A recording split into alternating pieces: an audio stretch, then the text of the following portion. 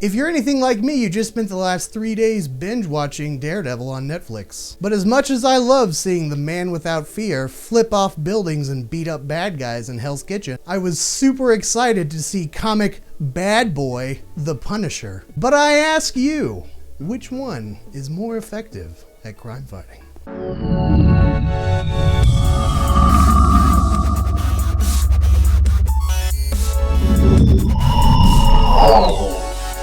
Daredevil has become famous for his no-killing policy, but is it really as effective as we've all been led to believe? In a corrupt justice system, bad guys, villains, and criminals could all be free a lot sooner than Daredevil had intended. One of the things they don't touch on much in the comic book universe is the legal ramifications of a masked vigilante beating the crap out of bad guys. Once that bad guy gets to court, couldn't he use that in his defense and get off early, or maybe avoid sentencing altogether? What about you? If you got beat up by a guy in a red mask and then dragged to jail, and he said you were selling drugs, would they just take his word for it? No, that's not the world we live in. There needs to be evidence and witnesses. I mean, Daredevil's not going to show up as a witness at your trial. On that end, what if Matt Murdock was actually representing you? He couldn't, I don't know, stay in court in a suit and then just duck out to put on his Daredevil suit so he could be a witness. So is not killing people really the smartest way to fight crime? Look at the Punisher.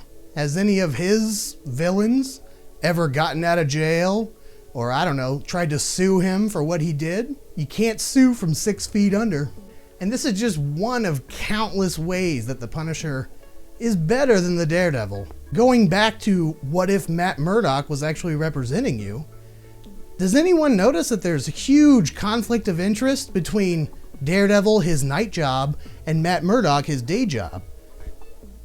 Anyone? Anyone notice that? Take Wilson Fisk, for example, aka Kingpin. When he put him away, he became more powerful in jail and ended up running the entire prison system. And let's talk about secret identities. What's the real point? To protect your loved ones? Every superhero in this situation always says, oh, I'm not going to get involved with anybody I care about because they might get hurt or it'll put them in danger to know who they really are. The only problem is they always figure out and they always get in danger, or their identity is always discovered and it ends up putting the people that they were trying to protect in harm's way. Take Foggy Nelson, for instance.